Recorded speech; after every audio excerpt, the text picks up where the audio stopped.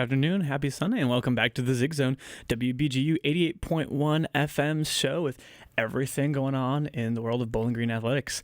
As always, I'm your host, Holden Ruck, joined here today by two other members of the Falcon Media Sports Network, some talented sports analysts here. I've got Foster Rosti in studio. How you doing, Foster? I'm good. Good to be here. And a return after probably the longest absence since I've been doing this show for him. Ben Korak, how we doing, buddy? Yeah, I've been on the road a bunch, but it's great to be back. I love talking about BG athletics. So, absolutely, kind of a quiet week. It feels like just because football has been commanding so many of the headlines, but there's a lot going on, and there's a lot to look head to in the coming week. Namely the Battle of I-75, which we'll get into more.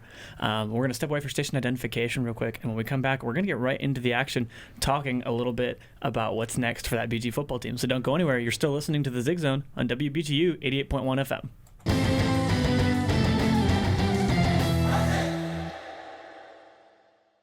FM. You are listening to Falcon Media Sports Network coverage on WBGU 88.1 FM in Bowling Green, Ohio.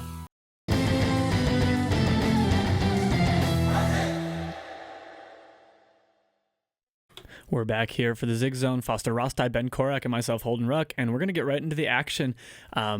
Falcon football had a bye week this week and now looks ahead to a Saturday home matchup with the University of Toledo, their rival up I-75.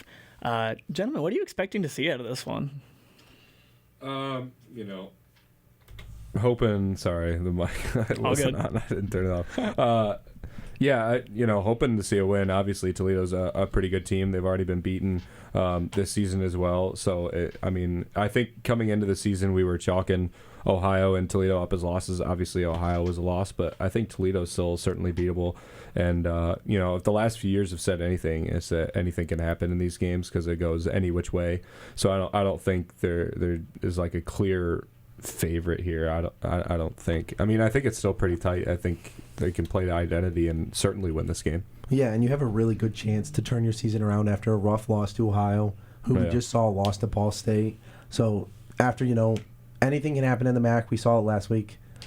Ball State beat Ohio, but chance to right the ship, get yourself back kind of stepping in the right direction for the way you want to go and make the rest of the MAC season kind of a positive. Yeah, if you really want to compete, especially for a MAC championship, this is a game you have to win because, the two MAC championship bubble teams that we kind of thought it was Ohio and Toledo. Both of them have losses now, so you can't fall to 0-2 against, or in MAC play, but against those two teams especially, because then you have zero chance at all, and you're hoping that Buffalo and Western Michigan and Toledo and Ohio all fall off a cliff, which is probably not going to happen to all four of them. So, I must win if you're really making a run at the MAC championship for sure. But, you always want to beat the rival. And for Eddie George in his first season, beating rival is going to be a big win over a lot of the fans. It's also really hard to get into a MAC championship game with two losses. True. If you start off 0-2, you just kind of... True. It's such a longer step you have to make to get into the MAC championship then. And I feel like the MAC always has, its share of good teams and always has its share of pretty bottom shelf teams. Mm-hmm. And I think what comes with that is, what you're saying. Some of those teams, you're season in, season out, you're playing 8 MAC games. Some teams are going to get a little bit better of a draw than others. We saw Ohio last year, dodge a couple of teams that maybe could have given them a little bit of problems. I think they probably would have won anyway. But there was a time at the end of last season when Bowling Green was still hoping to contend for the MAC that they had to go through all of their direct obstacles to have a chance. All the teams that were competing on the bubble there. They had to play Western Michigan, who, was once the MAC leader last year. They had to play Miami at the end of the season, who ultimately, knocked them out of contention, took their spot. And in, a given year, you might avoid some of those. So the point in all this is, I don't think you can really afford to give up more than that one loss at all.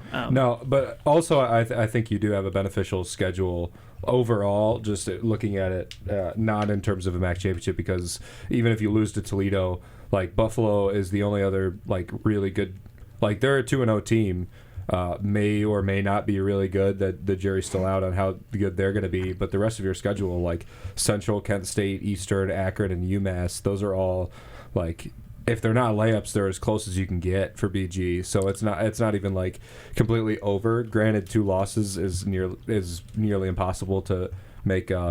The MAC championship, but I think you beat Toledo, you're able to beat Buffalo, and you win out the rest of the season.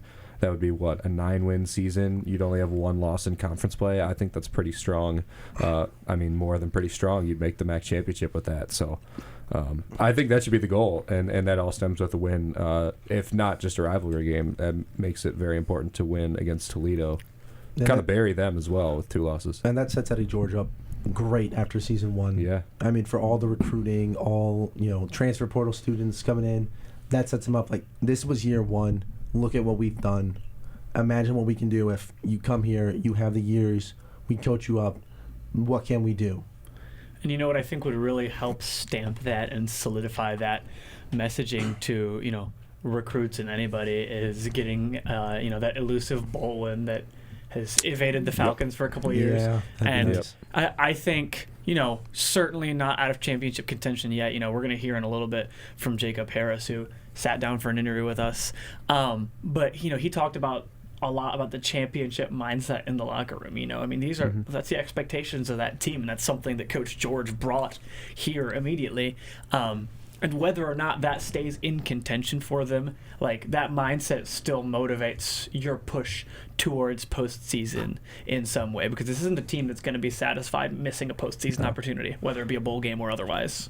I don't think anybody's concern is ever the mentality of Eddie George, because he said that when he came in that press conference when he said national championship was on the clock. Don't know if that's ever going to happen, but he set the standard there.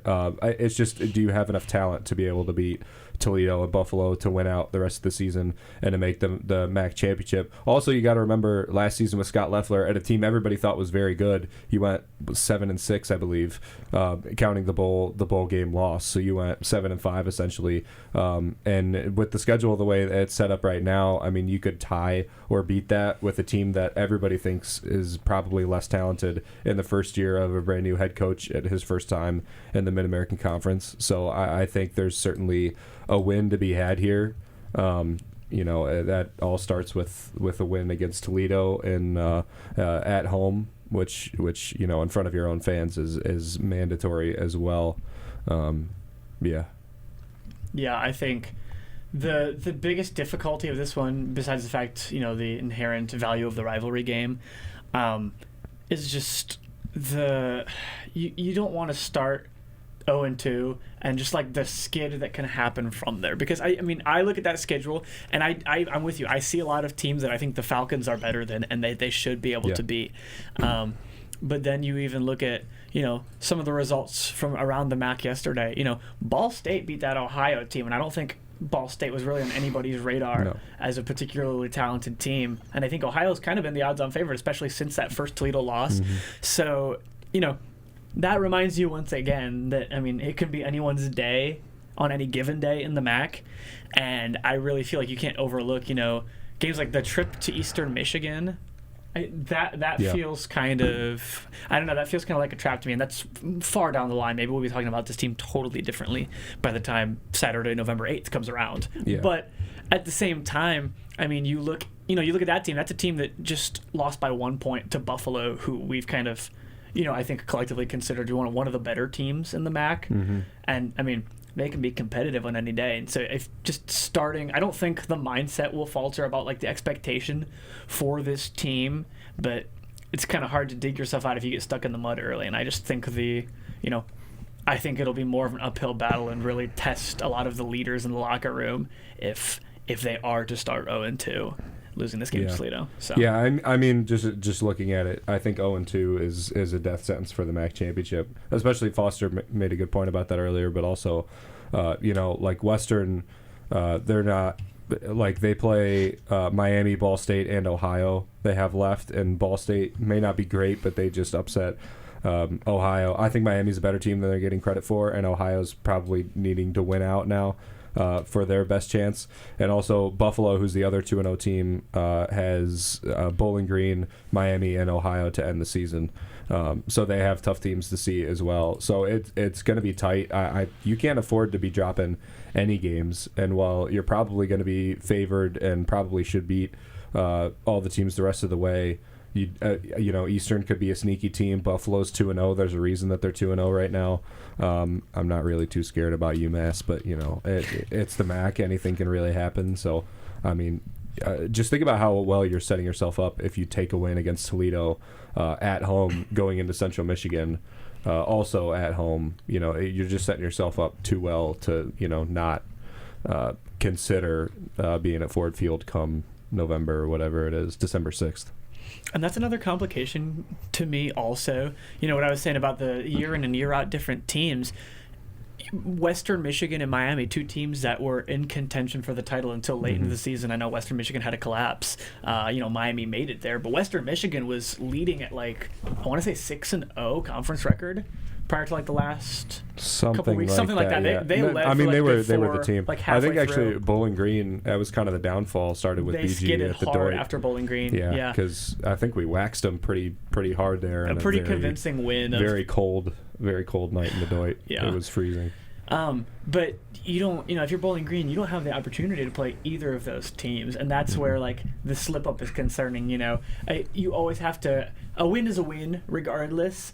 But I think it's important to try to keep those better teams on your level when you can. I mean, this Toledo game is by far, it's always the important game because it's a rivalry. But I think it's far and away the most important game on the schedule remaining. Yeah, I don't see any game bigger than the Toledo game on the schedule. You have to win it. You have to take care of business on your own turf, back at home for 2 straight, after being away for 2 straight games. And just to be Eddie George as well, you cannot, you can. Obviously, Toledo's a very good team, but to win at home against Toledo and to also win on homecoming in the same year, that's just already in your first season a step over Scott Loeffler. It just feels like they've, that's a game that they probably shouldn't win, that they might come out and win. You win on homecoming, and then even you make a pretty good run, maybe lose 1 game the rest of the year. You don't even have to make the MAC championship at that point. Everybody will be bought in to what Eddie George is doing, especially doing so with a pass game that's been somewhat suspect, a run game that he's established quite handily with guys that might not be as talented as running backs have been for BG in the past. Just, it's not a hot take to say it, a less talented team overall, and yet you might be doing as much, even more, in just your first season. So, very, very impressive so far. Toledo's circled all the time. I think there's a circle and a square around the Toledo game for sure. Yeah, I'm going over those Loeffler years also because I was just curious, and I don't think he ever beat Toledo and won on homecoming in the same year. So, and Liberty's not, I wasn't on Zig Zone after we talked about Liberty first year. 2022, that snowball win over Toledo. They also beat Marshall. Okay. Yeah. For homecoming. So it'd be the first time since 2022. 2022. Okay. Well, Liberty's also not a bad team. No, I wasn't on the Zig Zone after we talked about the Liberty win. That was a very big win. Huge win. Absolutely. I was very impressed with that game overall. And then to add to it a Toledo win for the second year in a row, with Toledo being one of the teams vying for the MAC championship, would be a very big moral boost for the team and the fans, and Eddie especially. Yeah, it's something too, Eddie George coming from the Buckeye background, I think, and he said this in his opening press conference too, the weight of you good?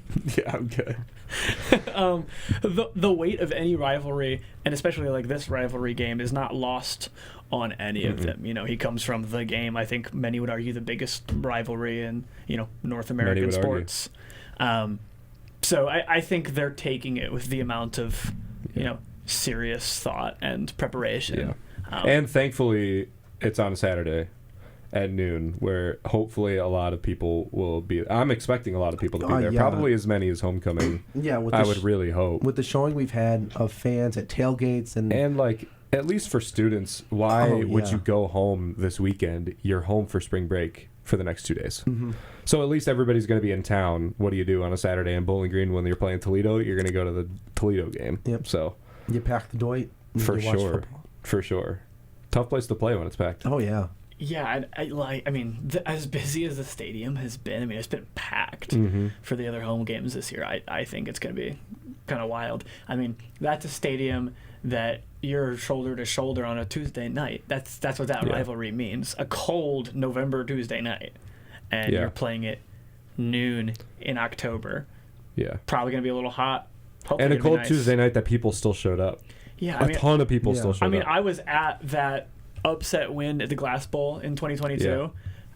Yeah. I can't tell you how many people I know were, ripping out of class. Like, I actually had an exam right before it, and I finished it in like 25 minutes, picked up one of my friends, and we drove up there, got there like midway through the first, and froze our butts off. But, that's what that game means to everybody here. Well, even 2 years ago in 2023, it was also a Tuesday, and there was also a lot of people there for a home game. And I don't think anybody left until, after that late touchdown was scored by, Toledo. So I think it should be even better. This game should always be on a Saturday, in my opinion. You can argue whether it should be at night or at noon, but it should always be on Saturday. It's too big of a game to not have. I'd be upset if I was a Toledo fan and they didn't have it in the Glass Bowl on a Saturday. If it's a weekday, that just ruins having a rivalry game, really, even though, it still is and it's still big. But, I think everybody benefits from a weekend rivalry game. I like that it's on a Saturday. I like that it's at noon and everybody will want to go and get really into the game and energetic. So, Yeah, and I understand, like, Maction, those are your Tuesday night games, but some of them do need to be reserved for the Saturdays at noon or Saturdays at 7:30 of these big games, these rivalries. Maction, I feel like, is, as much as I've always liked it, I feel like it's at this point kind of for the people who are itching on a Tuesday and Wednesday because they have to wait 3 days to watch more football, it is. which guilty. But Who that isn't? in mind, for the cool. in-person fan though, it's just, I don't know. But I think it's just you're going to get off your 9 to 5 and be like, dang, I really want to tune into that Bowling Green Central Michigan. Game, With snow on the ground. Even if it's Toledo, like, you don't want people to be getting off of work and then going to the Doit. Yeah. Like, that stinks. That's rough, yeah. Plus, the community of Bowling Green, all the restaurants, everybody that benefits from it being a weekend game doesn't get the benefit. Nobody's coming into town for a game on a Tuesday. Businesses don't get as much, bars don't get as much. It just makes so much more sense to have it on a weekend. Yeah, I think it's just better holistically. Moving on from the environment part of it, who do each of you think is going to be the most important person who needs to just absolutely bring their A game for a Bowling Green win Saturday? I'll say Drew Pine. That's the way I was going to go. You have to. You Just haven't leaned on him all season. Yeah. He's struggled in some of these games. Of all the games for him to be like, this is why I'm here. This is why you chose me to be your quarterback.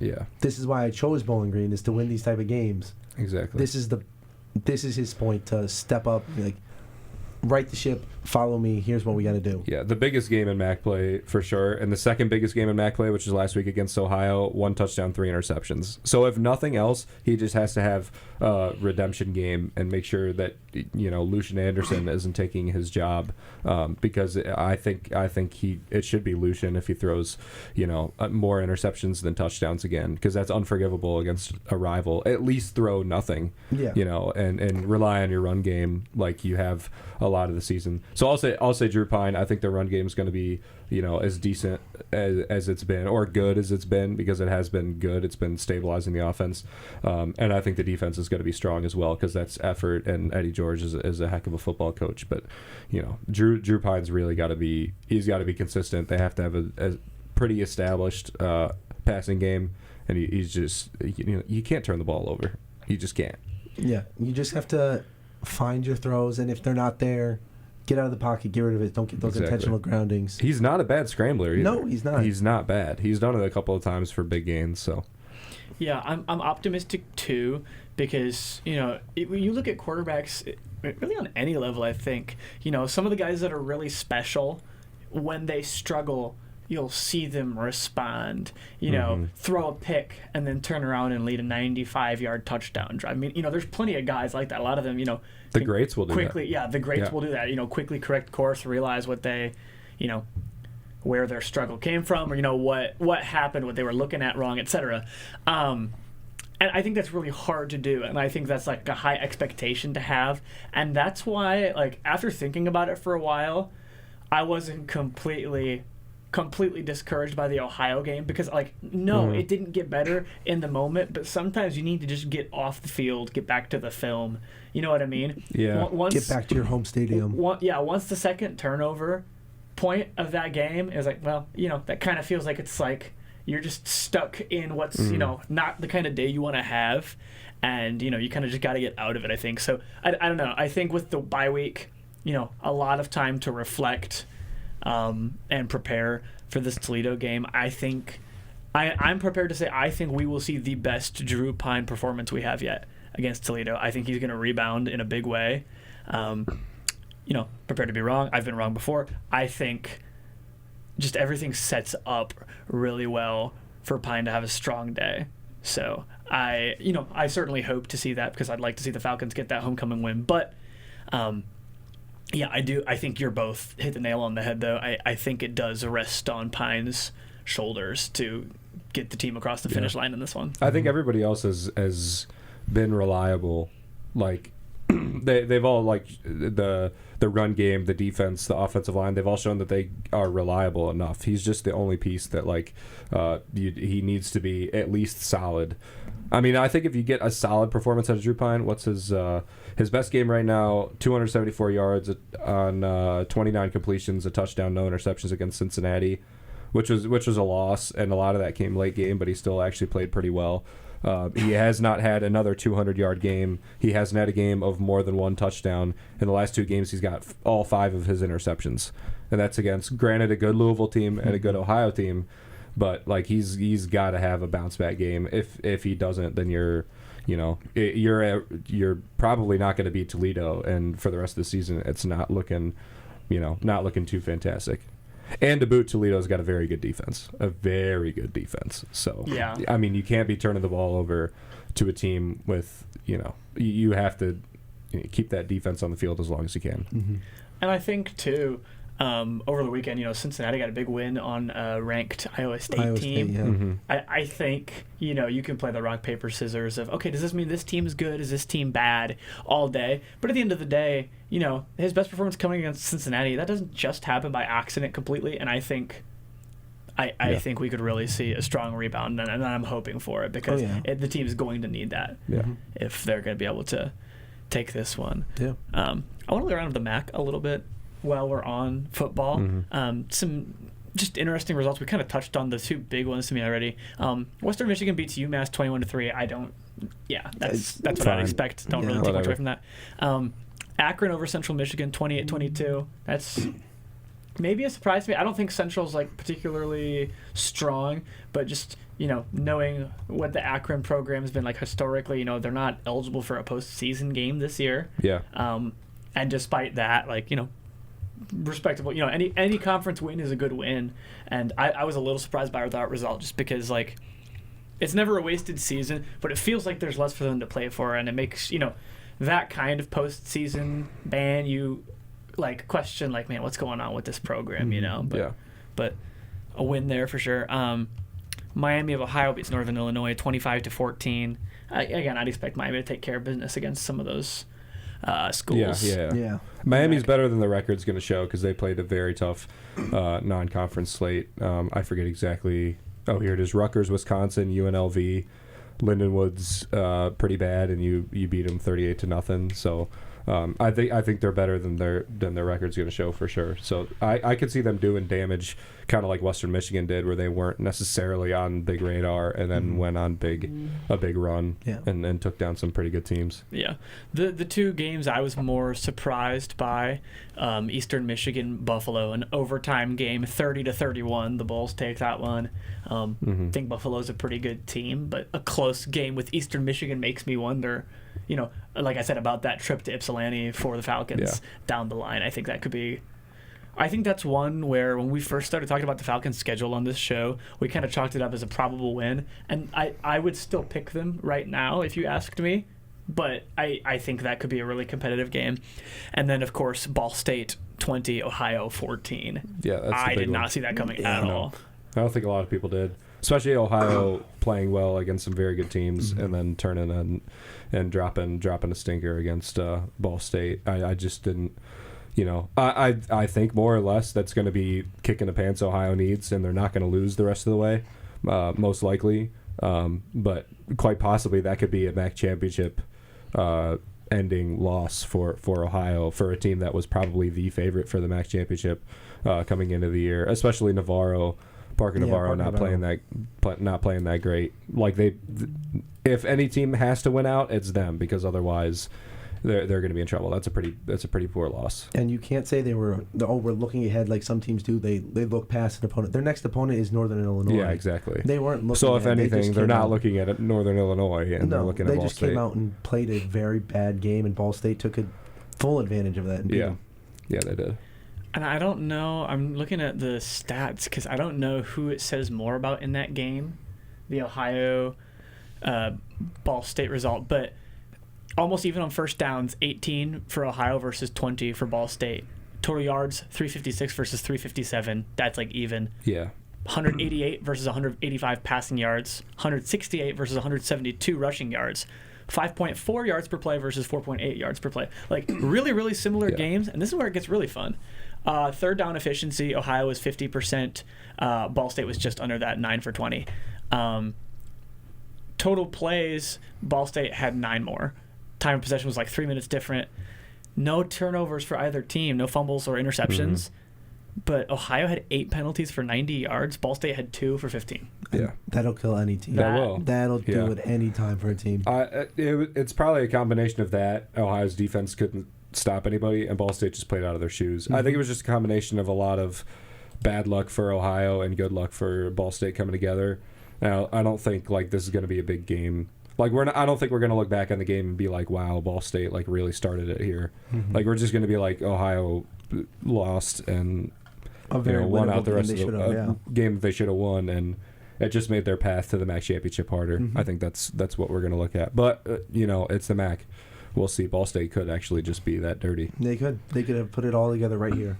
Yeah, and it's interesting too because their non-conference, I feel like, doesn't say that they're a great team. They beat New Hampshire. That's a team that you should beat as a MAC team. Blanked by Purdue to open the season. Purdue's not a great Power 4 team. Yeah, but I mean that's fair. It's fair. Yeah. 42-3 result against Auburn. Scored 3. And then 25-31 against UConn. That one's bad. Yeah, that's bad. That's bad. So I don't know. I think they're the team besides the Falcons that I'm most intrigued to watch the rest of the way because they feel like a relative unknown still. Yeah. They're wild. Well, also they're Miami I think is going to punch above where they are right now. Yes. Toledo's good. Western Michigan's 2-0. So you end your schedule very difficult, and Western's going to be a big one as a barometer because if they want any chance at all, they have to beat Western. Yeah. Because you're gonna assume that they maybe lose to Toledo or Miami, but that would be a miracle if they beat both of them back to back. So I mean, it's all gonna start if they lose to Western Michigan. They just had a good game against Ohio, and what are you gonna do? It's the MAC. And they have to go on the road back to back too, to Toledo and to Miami. That's gonna be a tough. Also, getting back to BG, how big of a benefit is that to have Toledo and Central Michigan back-to-back at home? You don't have to leave for 2 weeks. I mean, that's huge. That's massive. Especially coming out of a bye. Yeah. Especially, yes. I mean, you essentially have, you get to sleep in your own bed for 3 straight weeks. Yeah. When do you ever get everything. that in college football? Never. Right. Yeah, So. that's really a big part of why my optimism level is really high for this Toledo game. But we'll hear a little bit more about the Toledo game and, just the state of the season as well as the personal season for Jacob Harris, who was one-on-one with us in the Zig Zone. So here is that. All right, we're here one-on-one in the Zig Zone with BGSU tight end Jacob Harris. Jacob, thanks for being here. Thank you, guys. First of all, man, how's the season been going for you? Pretty good. It's been super exciting. This is my first year really starting to make an impact on the field. I played here and there last year, but obviously with Harold he was the guy, and so I just kind of came in to, take a couple plays off his legs so he could get back. But this year has been super fun so far. And talk a little bit more about this year. I mean, big touchdown catch the first of your career against Liberty, and then a 46-yarder as well at Louisville. What's it like to find the end zone for the first time? Is it really gratifying for you? Man, it's like all the time leading up, finally paying off. So it feels really, really good. Just kind of being able to get back out there and doing the things that I love, trying to get some of that confidence back that you had coming into college, and then when you're sitting for a while, it's kind of hard.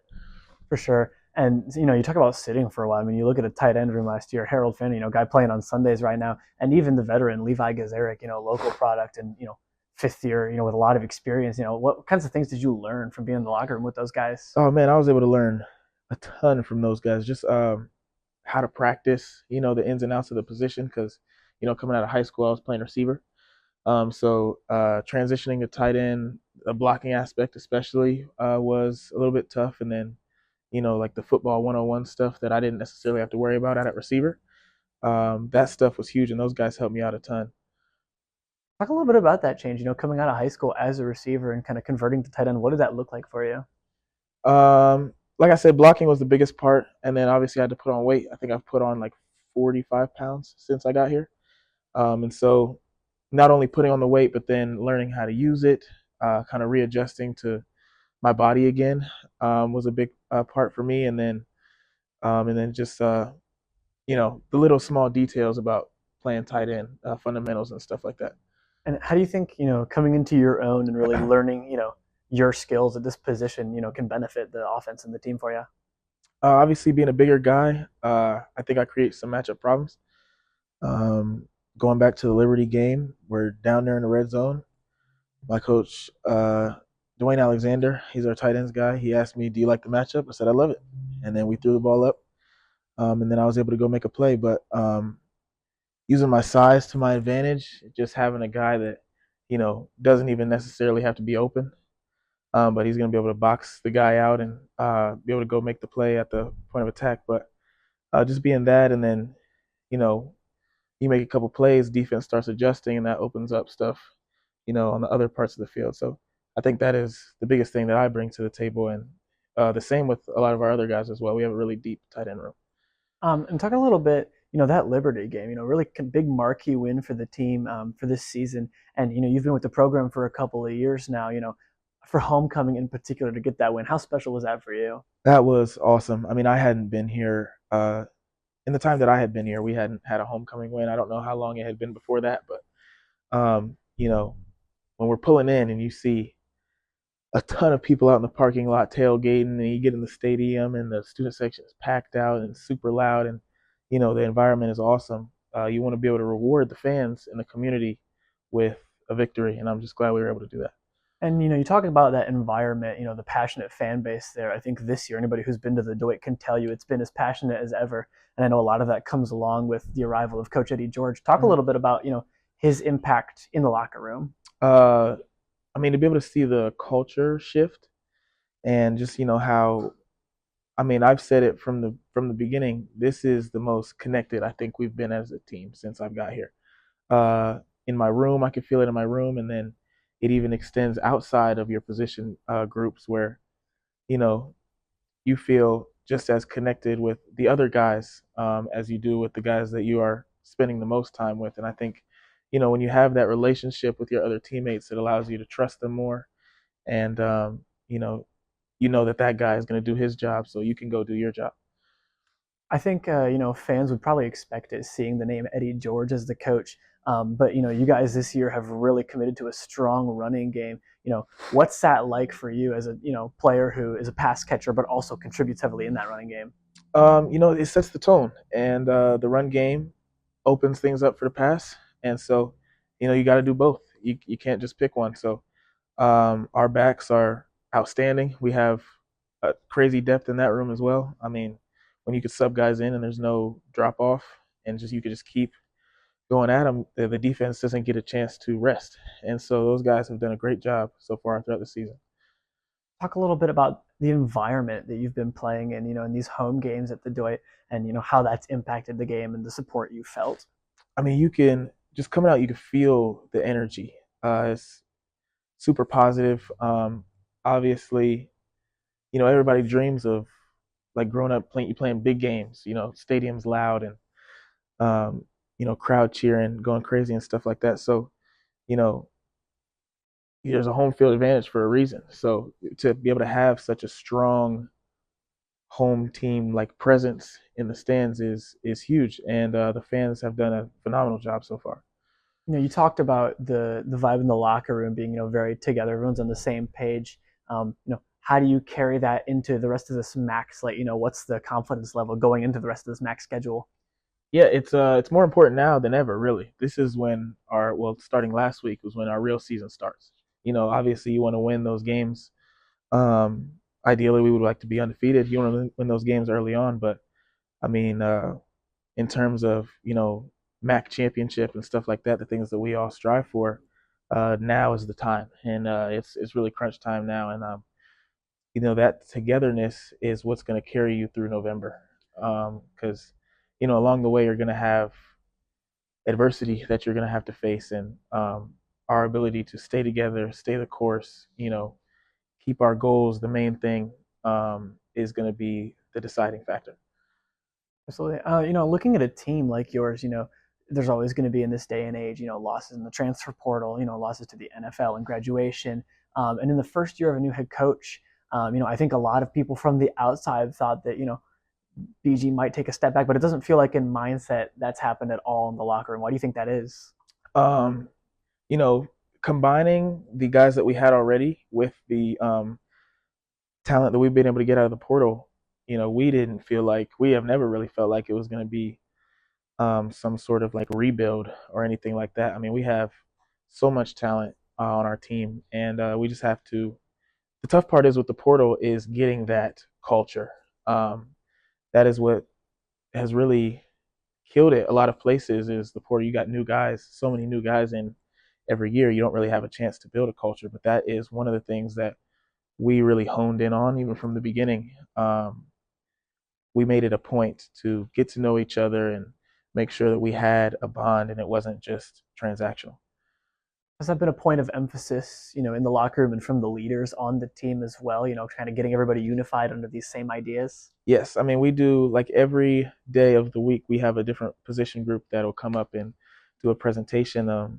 The commitments, the 5 commitments to, being a good teammate. And, you know, one of the things that comes up a lot is we all challenge each other to, outside of the building and outside of your position group. Obviously, you want to spend time with those guys too, but outside of your position group, find some time to connect with your teammates and, do something outside of the facility just to be building that stronger bond outside of football.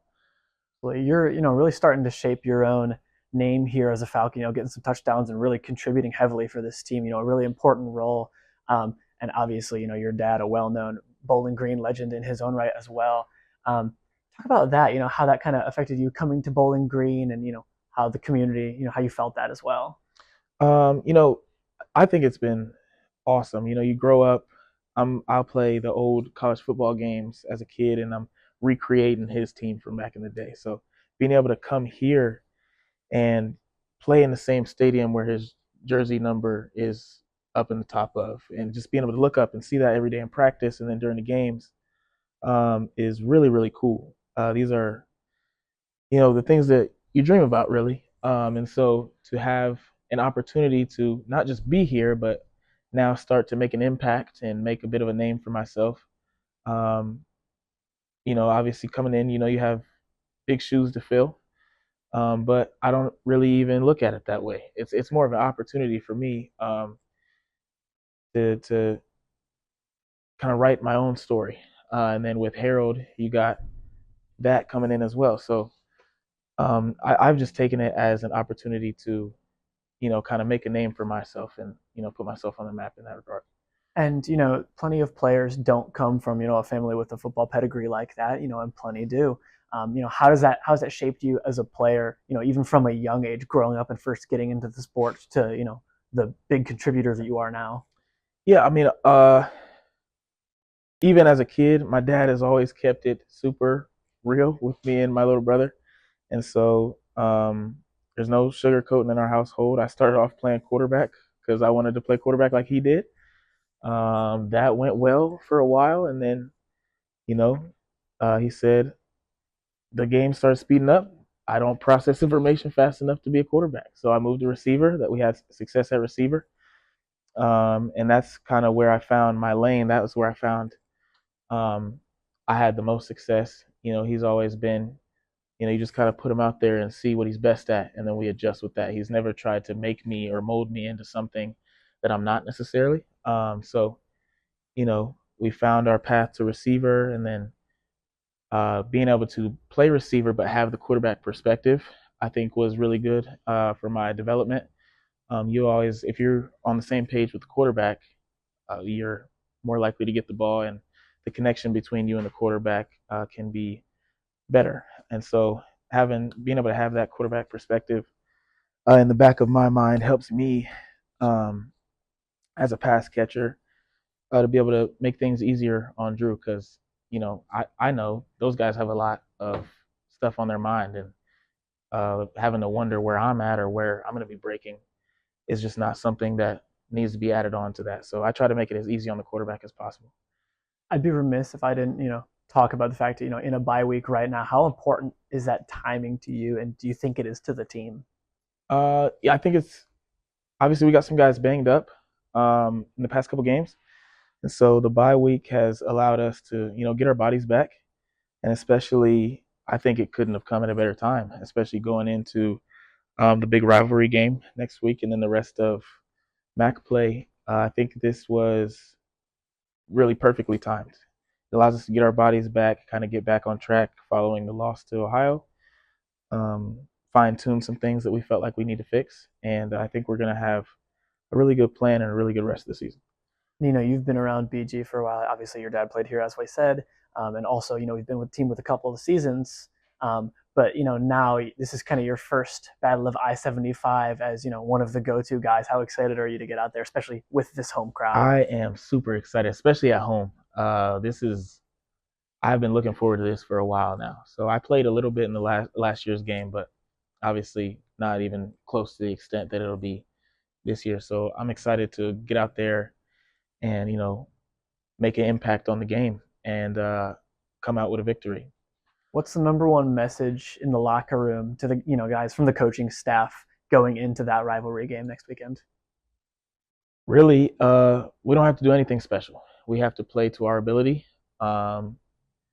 We believe we are the better team, and so we just have to execute that and show that on the field. So really, all of the games that we've played so far, it hasn't been anything world-changing that the other team has done. We've beat ourselves. We got to be more consistent. We got to finish in the red zone. There's a bunch of things that we got to fix up, but the main focus for us has always been us, and it will continue to be us. What do you think is the standard or also the ceiling for this team for the rest of the year? I think that the ceiling, really the possibilities are endless. We believe that we're a championship caliber team. We have championship caliber talent on our team. It is about us doing what we need to do and doing it consistently. And if we do that, I think that, Ohio is another one of the top teams. I think we might get another shot at them. Is there anything else about, about this team that you think the BG fans should know? I would say, that's a tough one. For me personally, I'm just super excited that, I get to be out here. It really is a blessing, and I've loved the opportunity to be out here in front of the fans and, being able to impact the game in the way that I have so far, and, just hoping to keep it going in the right direction. And, the team is, in the same boat where we've shown some flashes of good things. We've given people things to be excited about and look forward to, and we just have to, keep providing that and at a higher level. A lot to look forward to. Really exciting Battle of I-75 to watch ahead for. So thanks for being here, Jacob. This has been Jacob Harris, one-on-one in the Zig Zone. Thank you very much. Awesome, man.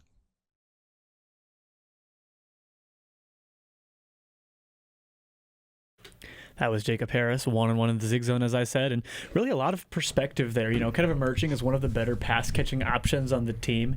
And I was really interested when he was talking about playing quarterback growing up. Obviously, his dad, a Bowling Green legend, at quarterback. And I always think it's fun to hear about how playing the position shapes your relationship with your own quarterback as a player. Sure. And some really cool insight from him. I'm looking to him. If Bowling Green wins, I think Jacob Harris is going to have a big day. Yeah, I mean, he's the number one touchdown catching receiver that they have right now with 2, which is kind of a low bar considering they've only caught 4 touchdown passes as a receiver group. But he's also got the most catches and I think targets as a tight end. I think he's been pretty consistent. I just like the way he plays. He's a big guy, and yeah, possibly having that quarterback background helps him and Drew Pine quite a bit as well. For sure.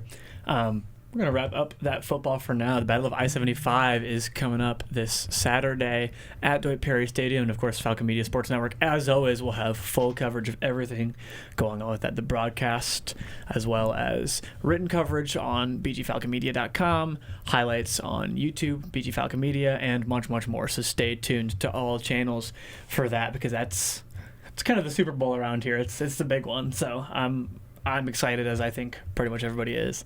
We're going to shift gears a little bit to a little bit less of a positive note, talking about the men's soccer's recent go of it, because I just don't think that with what the standard is, that it's been a great go of it they've had the last couple of games. You want to touch on that at all? Yeah, I mean, 4-5-2 now overall, 0-2 in conference play, losses to Evansville and Belmont, who do sit atop of the conference standings mainly because they have a win apiece against Bowling Green. In other sports, you might be able to look past this. They'll get better as the season goes on.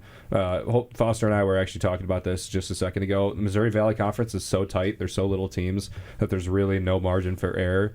And we kind of said that at this point, you're allowed 1, maybe 2 losses, considering the last year, the 6 teams that made the MVC championship, they all had 3 2 of them had 3 losses, 1 of them had 5.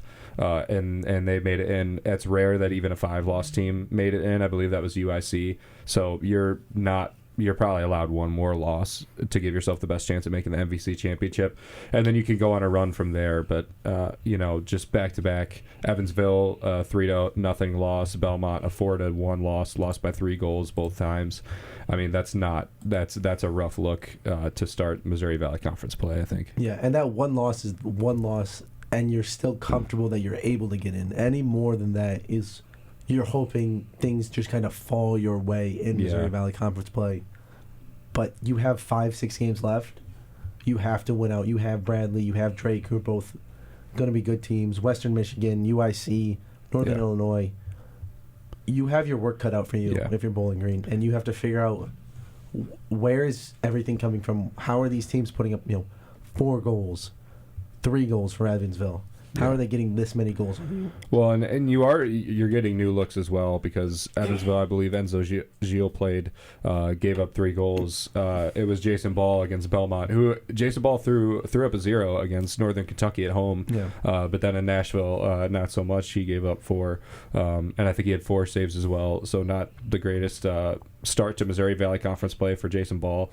But I was talking to Lucas Clymer about this too. Just last year, this year, the defensive line that they have now is not close to what it was last season, especially with Brendan Graves in the goal instead of Enzo Gil or Jason Ball. It's just that's kind of been the biggest spot. There's been turnover. And I mean, clearly losing by 3 goals back-to-back conference games, that's been kind of the whole of this team, is that defensive side that kind of needs to take a pretty large step forward for you to start competing heavily and how things are going.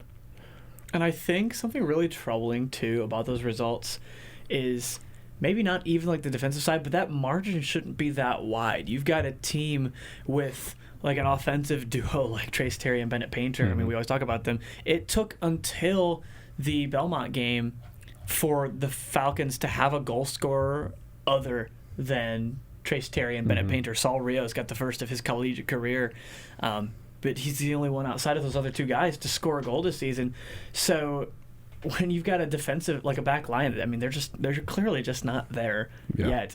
I mean, I'm sure there are things they can shore up, but when you've got that line is definitely, you know, the weakness of your team predominantly, you've got to, you know, be able to compensate that with some offensive production. I mean, there's just nothing there. I mean, they got outpaced almost double on shots by Belmont in that 4-1 loss.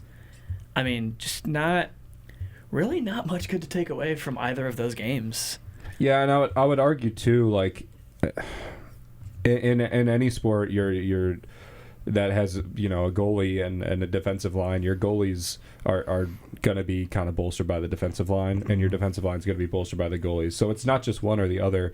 It's kind of both, and they certainly have to help each other. So it's not even just like, you know, Jason Ball's got to play better or Enzo Gil's got to play better. They have to play better. All of the defense has to play better. There's just too many places on the team to look. I do think that they're able to straighten it out. I don't think this is a situation that you know, Nichols hasn't seen before. You know, he's been here for a long time. I'm sure he's seen situations like this for sure. But you know, it's just not looking great right now, and you've backed yourself into a corner that is going to be very tough to get out of, considering there's only 8 teams in the Missouri Valley Conference. You've played one of the undefeated teams so far. You do have Drake next, which if you're able to take a tie or a win against will be a big momentum boost. But I mean, honestly, at this point you kind of have to take a tie or a win because you can't really afford too many losses. Drake and Western Michigan, I'm sorry, you have Cleveland State, then Bradley's your next Missouri Valley Conference, and then Drake and Western Michigan. Bradley, Drake, and Western Michigan, that's a tough 3-game stretch that, again, you're going to have to at least take 2 wins out of. You have to take 2 and probably tie the third. Yeah, probably, yeah. And now you're falling behind so far in points with 2 straight-up losses that you're going to need wins just to get enough points to be able to get in. Yeah. Because that's how UIC did it last season, I believe. I think they were like 4-5 and something in conference, and the 4 wins were just enough points to get them in with 5 losses. So. Well, and we've seen the defense shore up. I mean, they held Michigan to 1. Michigan State couldn't put up a single goal against Bowling Green. And then Kentucky, who was number 18 at the time, was 1 goal. Yeah. So we know the defense is there. We know it can figure it out. It's just for sure Missouri Valley Conference play. They have not figured out their other teams right now.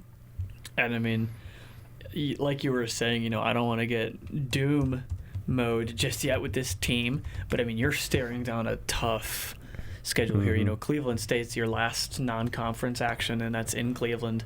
You got Bradley at home. Then you travel to Drake and to Western Michigan. Yeah. I mean, that's...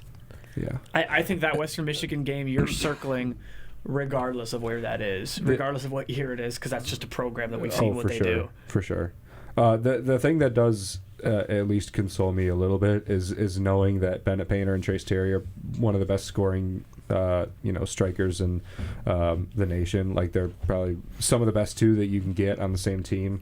So at least at a time where you need to get decisions, you have 2 of the best offensive players in the Missouri Valley that can just, you know, they can turn it on in a moment's notice. Possibly women's soccer was in the same situation, it'd be much more difficult to reach decisions because it's not the way they're set up. At least you can push the ball and get Terry and Painter out there and push all the time. You also, you know, to your point, Holden, there was a couple of games in a row there. I believe it was the Butler game. They lost by 1. Probably should have won, but I forget who it was. Took a Schaefer got a red card. It was Schaefer that got disqualified from the game for stopping a goal with his hand. They played a man down and still almost won. They had opportunities and everything. So the offense is there. Their defense can be. Just looking at their defense from last year to this year, it was Kyle Cusimano, Josh Erlinson, and Gus Peacock last year. Gus Peacock is still one of your backs, but you know, it's just taken a little bit of a step back. Suarez and Saul Rios as well are you know, and their midfielders have also taken kind of a step back. So I don't know.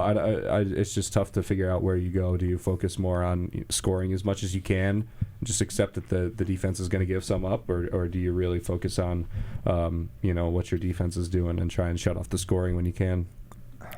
Yeah, That's going to be the interesting thing to watch, I think. And it's troubling because in the last 3, that normally productive offensive duo, they each had a goal against Northern Kentucky. Yeah. But, Belmont and Evansville, no scores from either of them. And I know you got the goal in the Belmont game, so you had, you didn't get shut out there. But just the recent trend of that is very alarming, I think. Even, going back to that Bellarmine game, at home, they got shot out there too. You got a goal against Kentucky. I think that Kentucky game was a big result. But since then, I don't think the wins have at all outweighed some pretty massive losses. 2-1 against DePaul, sure. 2-0 against Northern Kentucky, fine. Those are wins. A win's a win. But when you're getting into these conference games and you're looking at shutouts or 1 goal, I mean, I don't know. I worried for that team because I really think the offensive production is like what has to change the most pressingly. Because, I mean, if the defense is letting shots in, but you're getting, we've seen this team, we've seen these guys have multiple goal games, score like a hat trick in their career. That's the kind of production that they can have. I mean, it's just explosive duo. I don't know. I agree. I agree with the offense, especially. It's just going to be, can you get back to what you did to go 1-1 against Michigan State, and Kentucky? Yeah. Can you? I mean, those were all 3 one-score games that you didn't necessarily have to rely on Painter and Terry, although they were big pieces of them. You just if you keep the games tight, Terry and Painter are somebody's gonna break through eventually. You have the offensive game changers. On your Yes, side. you do. Yeah, I mean, you have the best offensive players on the pitch anytime you step out there.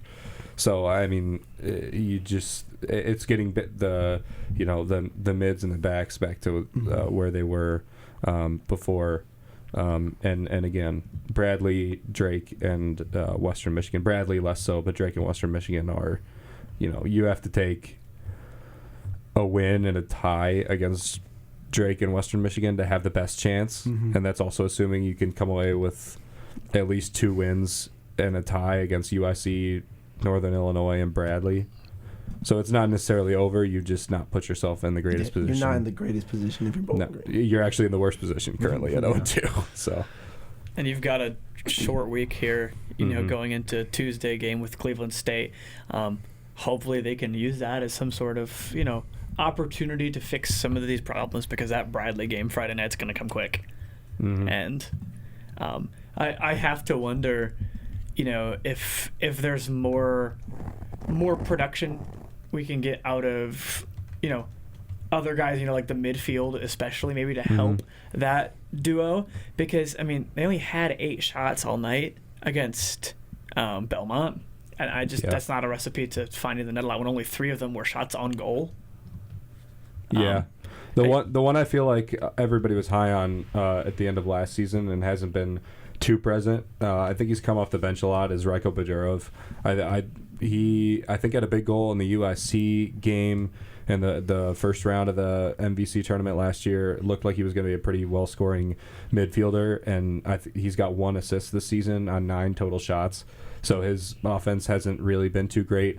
I have noticed Andrew Schaefer also, who's a captain and a pretty staple midfielder on your left side, has been kind of substituted out here and there. He's played less minutes overall, which can be attributed to a couple of different things. Maybe just wanting more scoring, but that's your captain, one of your best midfielders as well. So it might just be a spell where they're not playing well, and I think that's more likely the case, that they're just not playing well right now. But also, it's such a short conference schedule. There's so little number of teams that you can't afford to just not be playing well. Yeah. You are at a point now where you have to put your foot on the gas and go. It's a really unfortunate time. Like you said, the margins are just so thin. These are the kinds of things that, if you're going to struggle in certain ways, you got to get them out of your system or figuring them out around, get shut out and give up 3 goals against, number 18 Kentucky, get beat down by Michigan State, and, start figuring those things out. But I mean, these are the games that make the season, because they decide how many games you're playing. Yeah. It's not just, non-conference is all good and fine, but I don't know. They've got a lot they need to figure out, and I think this week is going to be specifically the Bradley game. Bradley's a must-win. Yeah. And senior night, too. I actually just noticed that. Senior night at home, your first time home in 2 weeks, actually, because Drake and Western both on Saturday, both on the road. That's a must-win. Yeah. I just have very little confidence in the season, unfortunately, if you come away with a loss. Even a tie you'll take. No. Yeah. You just can't lose. Yeah, I don't think that's crazy at all. I mean, if you lose that game, you're going to be kind of sitting on a hope and a prayer looking towards making the tournament, and it's going to be as much the ball in other teams' control as anything else, trying to get a spot in that tournament. Kind of out of your court, to use a slightly different sport reference. Yes, But, At that point, you're doing the math. You're figuring out, okay, this team has these many points off of wins, losses, and ties. This team, okay, if they lose to this team, or they tie this which team, we were kind of doing last year. And it's part of what makes the Missouri Valley Conference so interesting, is that we get to do that because it's so tight. Yeah. I was having a lot of fun last year, kind of keeping track and actually figuring out like who needed to do what in order for Evansville to get in and for UIC to get in over whoever it was. I forget exactly who got knocked out, but I think also Missouri State not in anymore tightens it up quite a bit.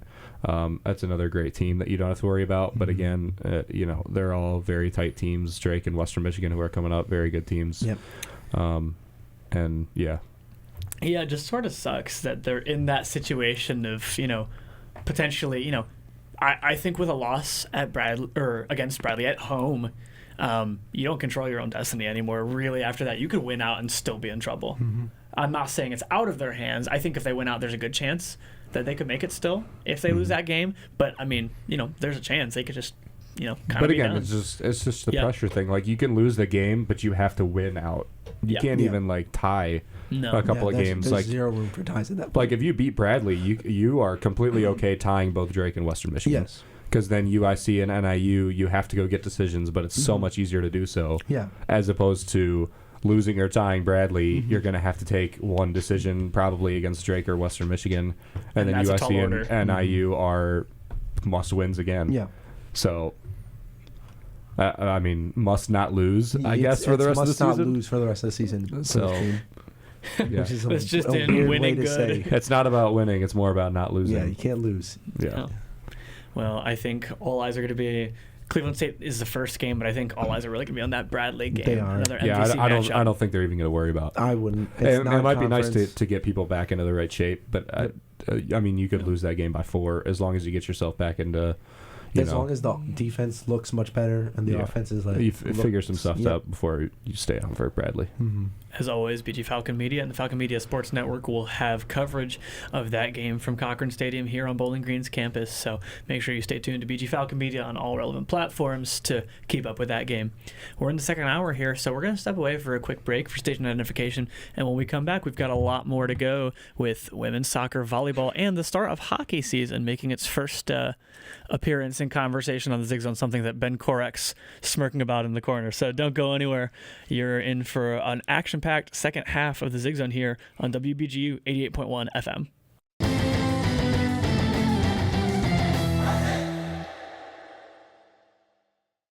You are listening to Falcon Media Sports Network coverage on WBGU 88.1 FM in Bowling Green, Ohio.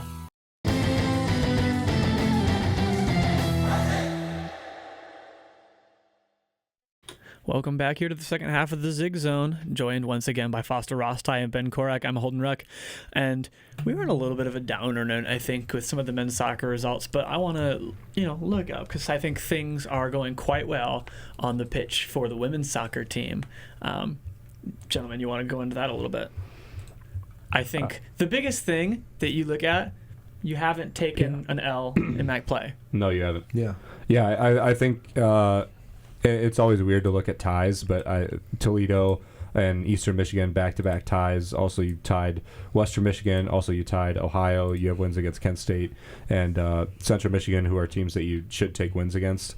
I think they're set up in a really good spot. The biggest concern right now is, I believe, the health of Taylor Green, who is going to be out. I think I think Lucas said till the end of the month or something like that. Collarbone, something that she's going to be out for a couple of weeks, so you're going to play without her for quite a bit. But I still think you're taking points every match, which is never a bad thing, and you could tie the rest of the way, and that's perfectly acceptable stuff.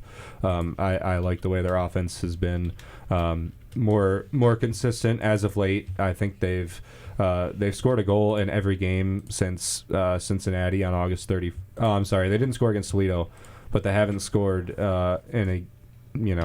before that, they scored in every game since Cincinnati on August 31st, so since the beginning of the season, which was the biggest concern about Chris Fox's team coming into the year. They've scored pretty consistently. I love to see that, plus the fantastic defense that they have as well, and Peyton O'Malley's been outstanding. I was going to say, that defense has looked very good this year. It's been the catalyst that's got this team moving. Mm-hmm. The way they swing it side to side, crossing it to get the offense going, that's been where you've seen the most for this team getting going. They'll get it on the right side, cross it to the left, and then it's instant up the field for a quick run. They just look like they've played with each other for a year, which is weird to say. Because but it makes sense with the new coach last year and the second year head coach. It just looks like they've all matured and they've gelled. Gelled is a very good term. Yeah, they've got that year under their belt in the system, and I think that's exactly what fans of the women's team really hoped to see. You always want to see that step forward in the second season. You don't want to see the same result or, God forbid, regression. And I think it's a really positive spot they're in, staring down the barrel of not much MAC play left for them really. They've got 6 games to go. It's kind of weird that feels like we're getting really, really close to tournament time for this team. You got Miami this next Sunday, I should say, so a week from today. Then you've got Northern Illinois, Ball State, Buffalo, Akron, Massachusetts. So we're looking at October 5th right now, and by the end of this month, you're done with MAC play and on to potential tournament, which, as it stands right now, looks like a pretty likely scenario for them. Just again, the lack of losses. You're not taking home as many points as you'd like by getting wins. But you're not letting other teams get as many points as they could. Yeah, I mean, as long as you take points, it would probably at this point be like a Detroit Tigers level downfall just to miss. It would be, you'd have to lose a ton. You'd have to almost lose out. Almost lose out, and you've already got games out of the way against pretty solid teams, Miami and Buffalo. I think they still have left. Ohio beat. Ohio, Miami, you still play. Buffalo, you still play. Those are tougher matches, but aside from that, pretty tame, I would say, and certainly ones that you should be taking points against. And hey, if you can come out against Miami and Buffalo and get ties, and then you get a couple of wins here and there, I mean, you can. You're set up. You're set up. I mean, you don't have to win. No. You just have to not lose. Yeah, that's the fun part about soccer. You can still get a point by tying. Exactly. It's not all. I mean, winning is the most points. That's 3, but a tie doesn't take you out of the race. It does not mean that you can't still go to the tournament. And you don't necessarily have stretches like men's soccer does, where you have a couple of really hard matches in a row. Like Miami, you have at home. That's difficult, but at least it's at home. Yep. NIU on the road is, it is what it is. Yeah. Ball State, you have at home. Buffalo's tough on the road, but after that you have Akron and UMass. So it's not even you're really pressed for wins in any regard. You can kind of just do what you do, play your game, make sure you're as solid as you can be. Make sure Taylor Green comes back at a relatively quick clip.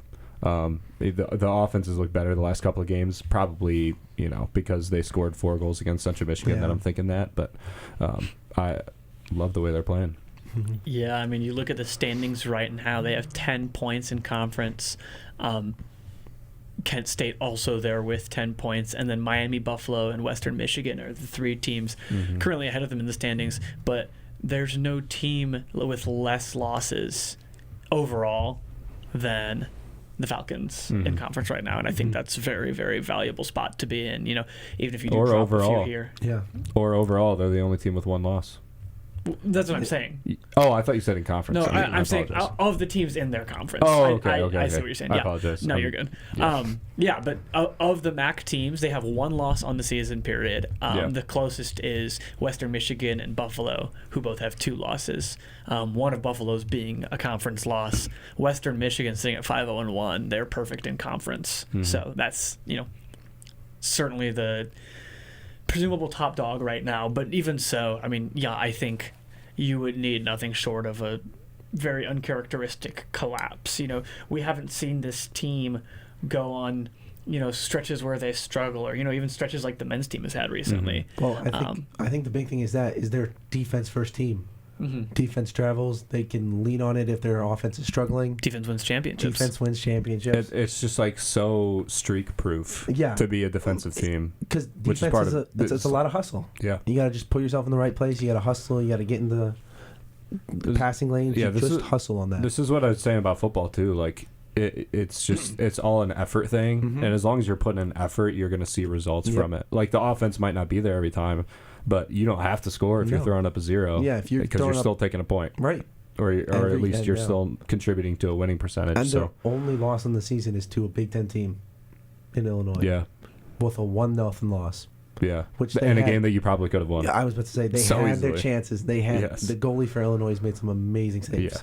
So they had their chances. They could be undefeated. Didn't roll that way. But I mean, this team, that defense is good.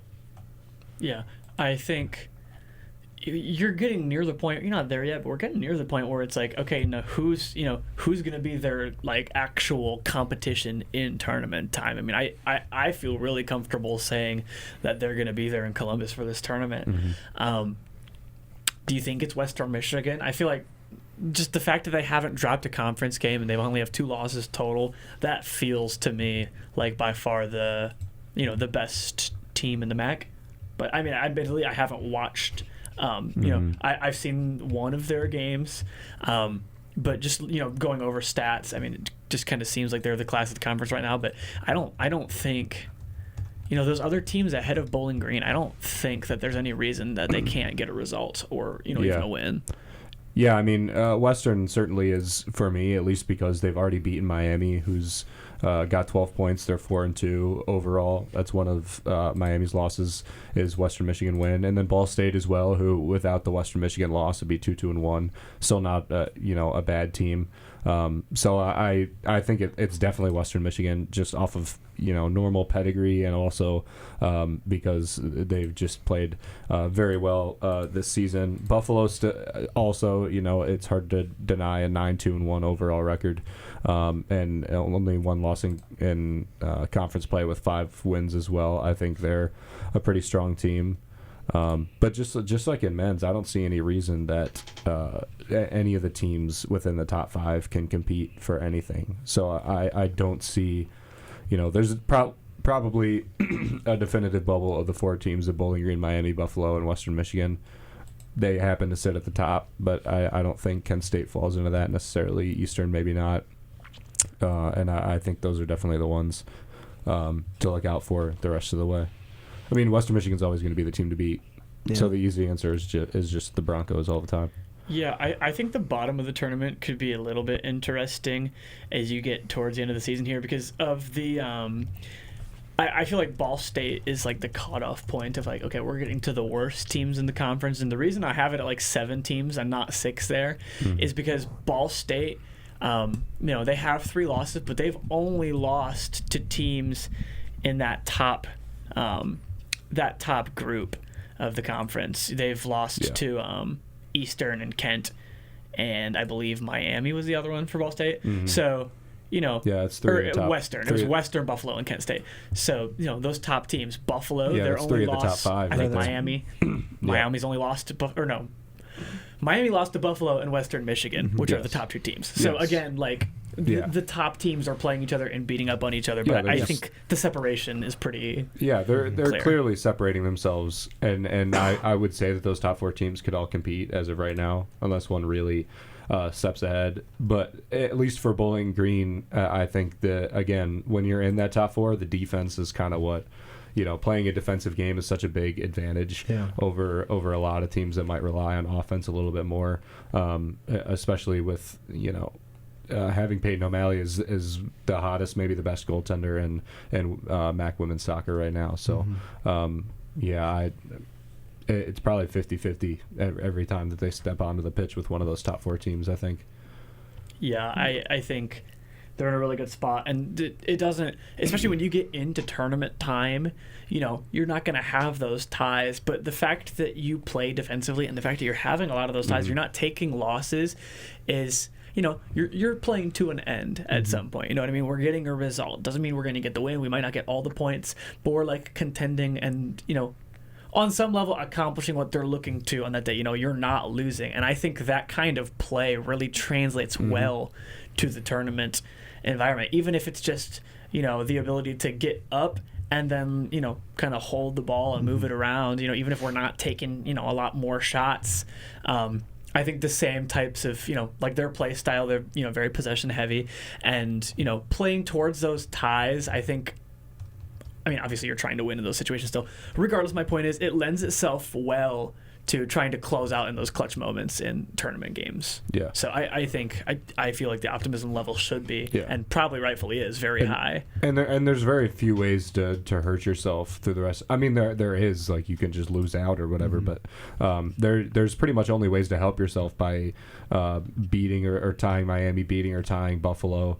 And even if you take 2 losses in those matches, you've set yourself up where as long as you win the rest of them, you're still going to be in good shape.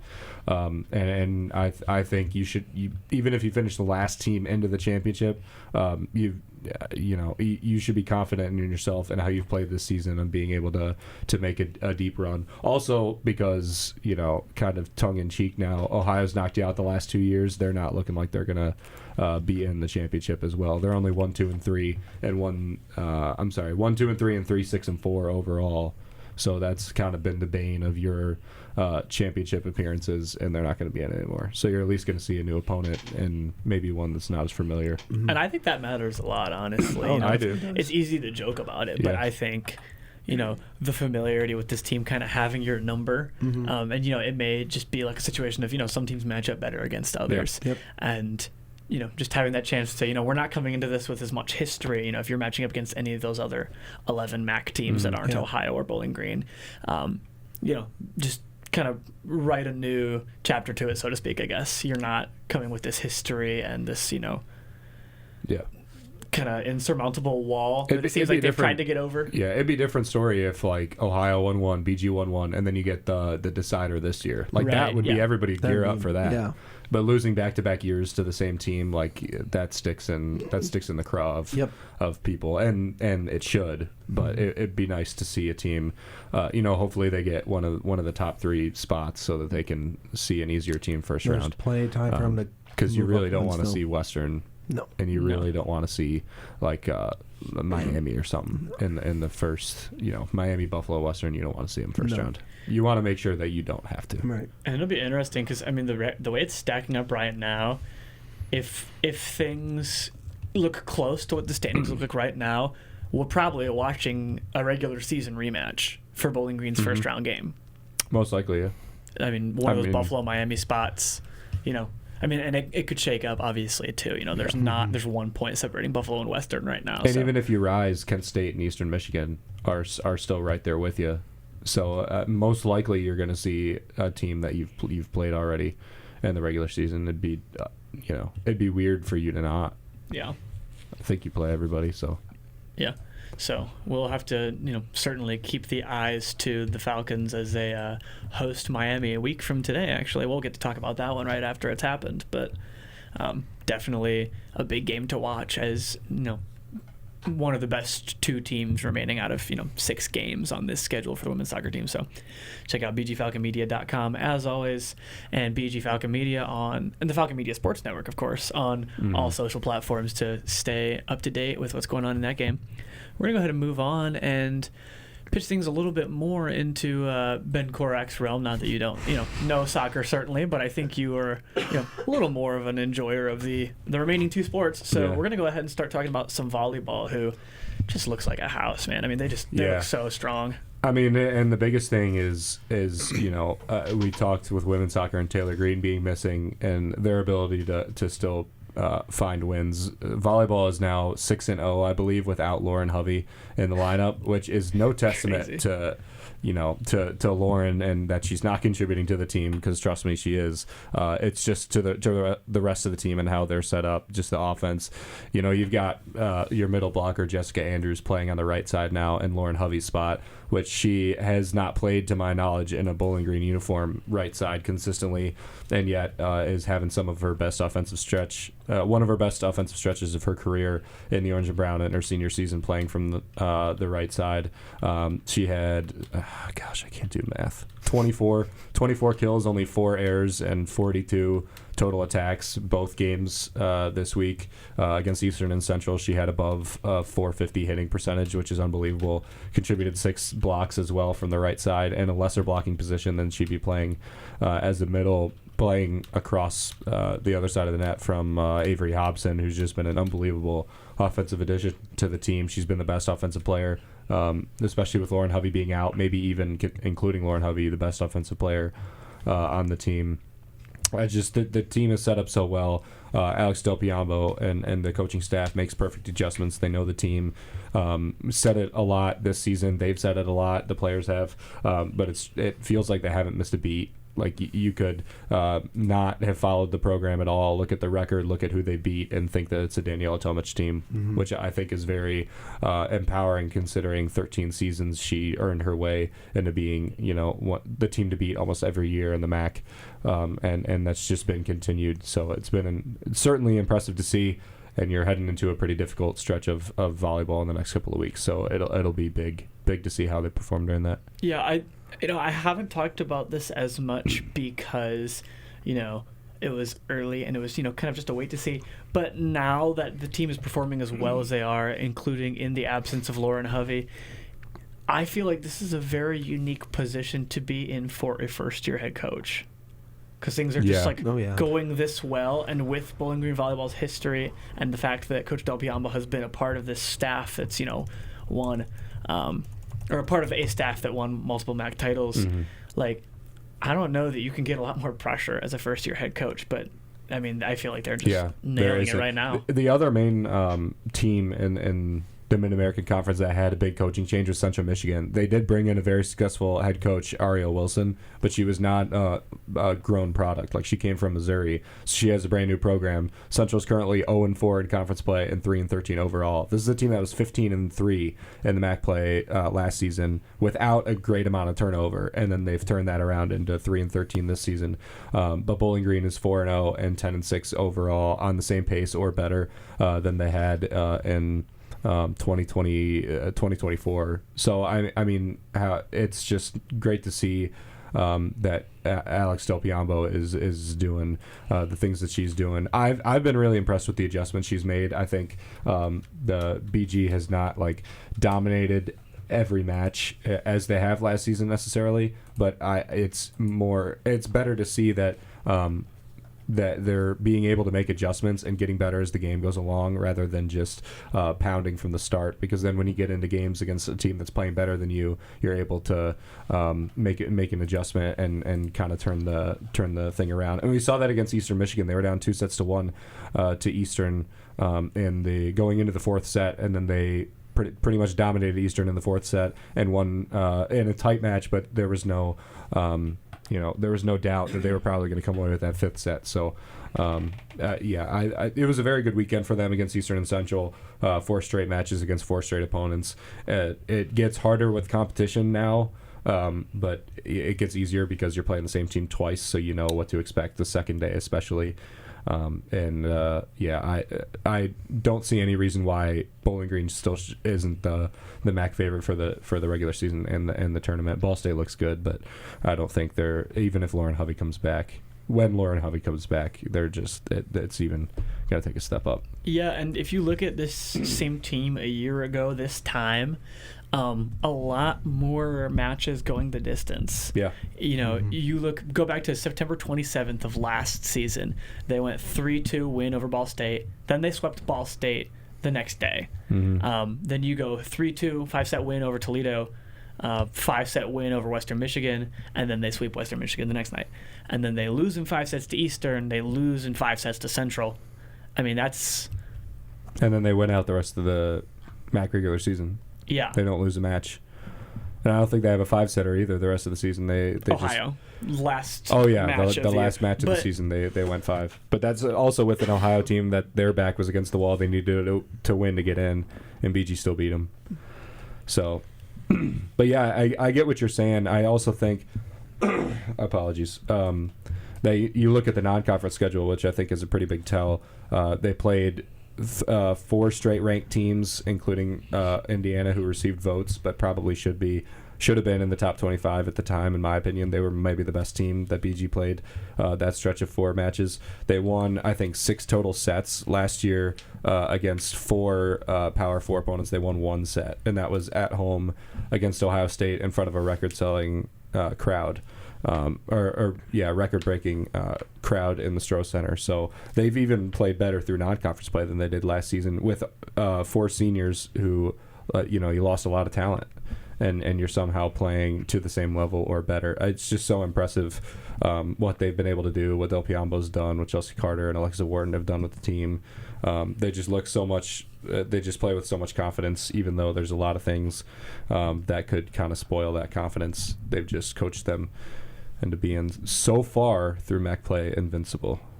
Yeah, kind of an exciting week. I think multiple Toledo games. Yeah, at Bowling Green is always. I think it was like that last year great too. Week. I think it was. At Toledo for the Falcons for volleyball this Tuesday. What do you expect to see there? Toledo is playing very well right now. They had a 5-set match against Central Michigan, and then I believe they swept or had a 4-set match against Eastern Michigan, beat both. I think they're one of the teams that's 4-0. They are 4-0, and they're 13-3 overall. They do have a better overall record, but their conference schedule was not as difficult, and they also played at home a couple more times than we did. So I think Toledo is going to be the first big contest of the season for BG. I think that's going to be a very good bar. I mean, Toledo's on a 7-game win streak. Ohio and Kent State not great. Central and Eastern. Both teams are actually 4-0 against all the same opponents. They beat all the same opponents. So this is the biggest match of the season so far for them. They need to be able to take a win. If they take a win in 3 or 4 sets, I think they're even without Lauren Hovey, if Lauren Hovey's there still, but if they take it without in 3 or 4 sets without Lauren Hovey, I think they're far and away the favorites to win the Mid-American Conference. I don't see Ball State being to that level just yet. It's just they control their own destiny. It was like this last year as well. They just control everything. The matches run through them, sets run through them, the season runs through them, and I think they're going to get a win over Toledo. I think they'll do it in 4 sets. Toledo's still good, less talented than last season, maybe slightly better coach this year, but we'll see how it goes. And it's a good time. Somebody's going to get their first loss this season as well, which is always exciting. Oh yeah. Yeah.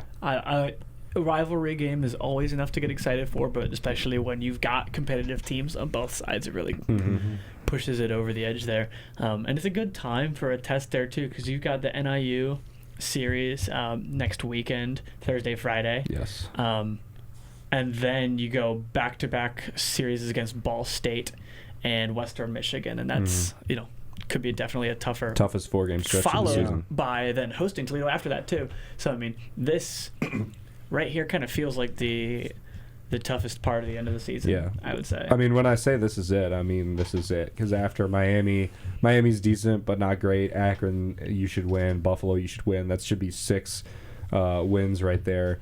I mean, Ball State is the other team to beat in the MAC. We said that. Chaz McNeil, Andrew Smith, myself, we all said that in the MAC tournament last year, that Ball State was going to be disgusting this year. They are. We said Western Michigan was going to take a step back this year. They're still good. They're still well coached. Colleen Munson is a heck of a coach, but they're still taking a step back this season. So you need to take 4 wins there. It's possible to take 4 wins there against very good teams. NIU has played very well, but they might be, slightly fraudulent. I think they're putting some things together. They have good offensive talent, but they had an easier non-conference schedule, and they just lost both games, I think, this weekend because they swept last week. They lost to Ball State and Miami, and they were swept both matches. And then they beat Central and Eastern Michigan last week. So, and then Toledo again. You're going to catch Toledo at home, but you catch them on the road first. That's another big one because Toledo's another top team. So certainly that's the stretch of 6 games, 8 matches to look out for. Maybe take NIU out of that 6 matches that you definitely need to win.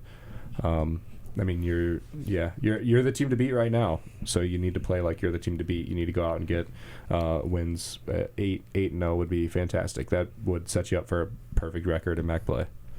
And it's really exciting too. You look at the actual standings. There's still a lot of MAC play to go, but right now Toledo and Bowling Green atop the MAC standings, the most wins overall on the season, and the longest win streaks with 7 for Toledo, 5 for Bowling Green, heading into that contest. So, real clash of the Titans. I'm super excited for that one. I think it's going to be really good. And like you said, a really good test. So looking forward to that one. That game is going to be at Savage Arena in Toledo. As always, the Falcon Media Sports Network will have some coverage of that. Ben, who's doing on that one? Myself, Andrew Smith, on the call 15 minutes prior to game time. That would be 5:45 p.m. from Savage Arena. Very excited. Not actually the best atmosphere in Toledo for volleyball, but it should still be a very fun match for what it means for the rest of the season, because one of the teams is going to be the top of the conference and the other team is going to be with one loss, and they're going to be chasing the whole time. So maybe the one so far that means the most for Bowling Green, although it's not against the one of their more difficult opponents. Yeah, and I think for anybody else watching in the MAC or any of the other teams in the MAC, that's a big... a lot of the teams play Rivalry Tuesdays in volleyball. I think they're all... Like when Ball State gets back on the bus, first score that they're going to check is Bowling Green Toledo. When any of the teams will, first score that they're going to check is Bowling Green Toledo. And when I say they're at the top of the MAC right now, they are. Everybody's looking to them. They're the team to beat. So, that's where they are right now. They need to win against Toledo on Tuesday. Absolutely. Well, stay tuned for that. It's going to be a good one there. As always, bgfalconmedia.com. You can find all of our written coverage as well as photos. BG Falcon Media on YouTube, and check out the Falcon Media Sports Network on socials as well for coverage of that. Last but certainly not least, I'm sure Ben's been clamoring for it all semester. I wouldn't blame you. Get to talk about a little bit of hockey. Yeah. Big, exciting recruiting class coming into this year. Second year under Coach Willie. First on ice action that you've seen this year. What's your just immediate takeaway? Yeah, I watched the exhibition game yesterday. It was not the greatest game if you're rooting for BG to win. Although if you were just watching like I was to see how certain players played, you would have been pretty impressed, especially with the freshmen. I believe it's 11 newcomers to the team, 10 freshmen, 1 transfer. A lot of the freshmen played very well. They were put in very impactful situations. All of them played, to my knowledge, including 2 brand new goalies, Jacob Steinman and Tyler Palmer, who we'll probably talk about a little later on. But, this is a Robert Morris team that played a set lineup that they would play regular season. They played 1 goalie the whole time. Granted, he is a freshman as well, but he's probably going to be their A1 guy. I just like the way they played. I think the team's going to be faster this year. The team's going to be more skillful this year. Willie's got guys that he recruited in. Last year he was dealing with almost all recruits from Ty Eigner, and the coaching staff remained. Stavros Piscaris was a great recruiter, but these are all Willie guys, and I think everybody should be very excited for that, because it's going to be even more so to what we saw with Chris Fox this season, and then the team kind of buying into his system more. You're going to see a lot of these players buying into the Willie system, more skillful, faster, and they're going to keep the same charming stylistic things and stylistic points from Willie and last season. Yeah, like I said, like we all say, second year you learn a lot about a team, and I think even looking at, I would call last year absolutely a successful year for the program. I mean, big win at the end. Obviously always ends in a loss unless you win a championship. But, I mean, a lot to like and a lot to look forward to. And, I kind of just feel like the sky's the limit with this group, Yeah, I agree. I think, last season felt like it didn't feel like the first year of Dennis Williams because he didn't get there wasn't like a big turnover. It was Willie, and then the team pretty much remained the same. The rest of the coaching staff pretty much remained the same. A lot of the things were the stylistic points changed, but it was players that were recruited to play a certain brand of hockey, and they were asked to play another brand, which they did very well. But now it's going to really feel like the first season of Dennis Williams. He's going to get young guys in that you're going to be thinking about long term and are also good enough, skillful enough to win games. Now you're going to see guys in the captain position that 2 years ago you thought were going to be very good talents. That's Gustav Stjernberg and Jaden Grant, who were announced captains or alternate captains along with Dalton Norris as well. So I think this is going to be the bar year for Dennis Williams. He said it last year, but if you're able to win a series in the CCHA and go on a pretty deep run with this team, it's going to spell CCHA championship within the next 2 years. I think. I think that's a pretty good window to bounce off of. And these first couple of matches for BG hockey are going to be big as well for establishing what they're going to do in conference play, because unlike the other sports, conference play comes around very quick for BG hockey this season. It's only two regular season games and then a Lake Superior State for your first CCHA matches of the season. Yeah, I mean, just even being able to have the success in the CCHA that they did, that win over Michigan Tech last year, I feel like that just generates so much momentum. It's the same thing we were talking about with football earlier in this show, finishing strong and setting a tone. I mean, Willie's team absolutely did that last year, and I actually think for the most part I think a lot of them would tell you that they forgot about it. I think they'll remember losing to St. Thomas more than they'll remember winning against Michigan Tech. That's just kind of how Willie operates. It's on to the next game before you've even finished celebrating the last one, which I think is powerful. I think that's the best mentality you can have as a head coach. But I think they're still gonna continue to work the job. They have a lot of players on the team now that have tasted winning a CCHA series, which I believe last season was the first time in 6 years that they had won a CCHA series, and first time in 5 years that they had won one at home, or 6 years that they had won one at home, 5 years since they had won one at all. So they're going to taste that for the first time. I think it would be immensely disappointing if you didn't make the CCHA tournament, considering only I think one or two teams don't make it at all. So that would be incredibly disappointing. That's just not going to happen. But yeah, you want to be playing at home. You want to be playing at home for 2 rounds if you can. I think the CCHA as well is set up in a way that it's certainly more wide open than it was last season, where there were certainly a top 2 teams and then everybody else behind them. Yeah, I think we talked about that a lot last year too. I am excited to see what Bowling Green, what kind of damage they can do in a conference with a little bit more parity, because I mean it really did feel like the top dogs last year, Minnesota State in particular was just a powerful unit. And Minnesota State and St. Thomas were the big 2. Augustana was up there, but they played I believe a half season of CCHA, so they're going to be playing their first full CCHA season this season. Augustana only played 16 games last season. The rest of the CCHA played like 22. So they didn't have as grueling of a schedule as the rest. But Minnesota State has lost some, and Alex Tracy's still back, but they've lost some players. They're still going to be a really great team. St. Thomas has lost some, but they're still going to be a real good team. Michigan Tech had a very good recruiting class, as well as Bowling Green. So I think that those top 5 teams are going to stay at the top. A couple of teams are going to get better from the bottom as well. It'll just be, if you are a CCHA fan unattached, it's just going to be really fun to watch, because there's a lot of different teams that can do a lot of different things. And frankly, I don't think there's going to be a team dead set at the bottom like Northern Michigan was last year. Maybe it's Northern Michigan again, but I think they're definitely going to get better with who they brought in. So it'll just be fun to watch it play out. And soon as well, within the next like 2.5 weeks, we're going to get into CCHA play. Yeah, they got that first CCHA series with Lake Superior State October 24th and 25th. That'll be in the state of Michigan. Unfortunately, not here at the Slater, which I would like to see. But at the same time, just getting into that CCHA action is going to be awesome. And then you get to Halloween weekend, and you've got the Bemidji State series too. So yeah, it's coming soon, and I think Bowling Green is excited for it, frankly. Oh yeah, I mean hockey season in Bowling Green is great. It's Friday and Saturdays revolve around it essentially, unless you're playing Toledo, which thankfully they don't.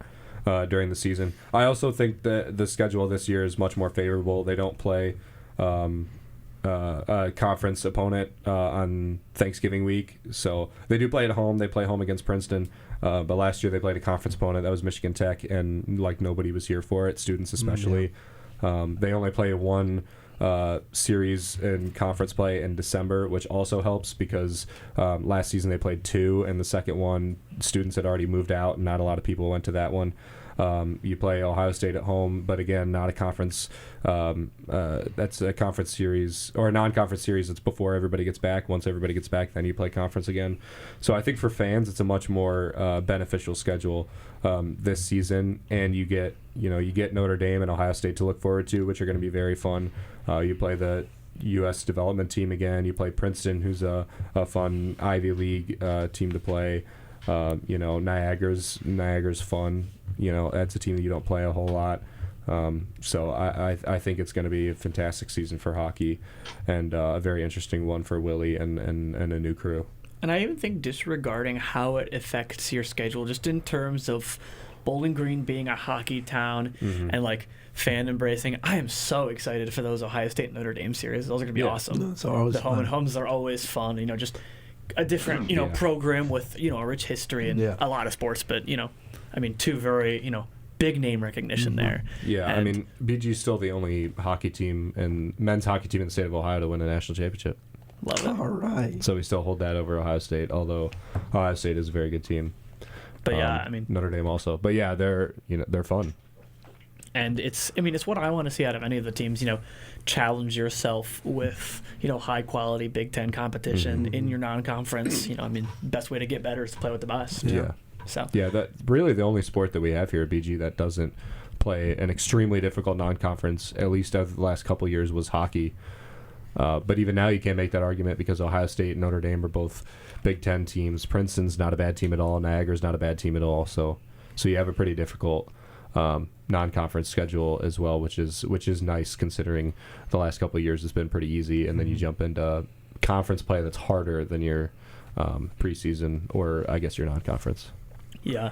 We've still got a little bit till we actually get into the big CCHA action that matters, but that first home series will be Bemidji State on Halloween. Bemidji State on Halloween, and then November 1st. So that's going to be a lot to look forward to. Falcons have to wait just a little bit longer for some home action, about a month, a little less. So, well, it'll be there before you know it. But we have that one game against Windsor. Yeah, they have the Windsor exhibition game. Yeah, you're right. That is a one-off, but get a little taste of it. Yeah, a little taste. But I'm really excited. I think that Bemidji series is going to be people are going to be excited for especially Halloween weekend as well. Oh yeah, like I think everybody's going to be up and at 'em for that. Yeah, I think so. So yeah. I want to kind of wrap up on this, but before we do, I do have one more question for you, Ben. If you had to pick one name that's going to be a guy to watch this year, who's it going to be? A returner or that's anybody? Anybody, yeah. Man, there's a lot, especially in the returners. There's a lot of skillful players. I know that the biggest one, a lot of people not associated with Bowling Green are high on, is Dominic Ryman. He was selected for the preseason All CCHA team. I believe it was by the coaches.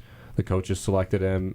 Very skillful. Played with the Everett Silvertips. So he played under Willie as well. He knows what Willie likes to play as, very skillful. I think that's definitely one as well. But also Gustav Sternberg, I love the way Goose plays. And he's an alternate captain now, so he's going to take on more of a leadership role. I think he plays, him and Dalton Norris are probably going to be separated on lines this year. They're not going to play with each other, which means that his offensive output will probably go up quite a bit. He's power play staple. He's a penalty kill staple. I mean, Goose is an unbelievable player to watch. So I think returner, I'd go Goose, but Dominic Ryman is definitely a rookie to look out for as well. I think he's going to be very good this season. We'll definitely have to keep an eye on those guys and see how their season plays out, see how on the nose Ben Korak was. But I'm quite excited to watch this team going forward. I mean, just last season left such a good tone, and I know you, like you said, the guys, they're not focused on that alone, but from not in the locker room, from the perspective of a viewer, a fan, somebody who follows this team, just makes you excited. You got to be through the roof. I mean, I don't know how you can be anywhere else. So 100%.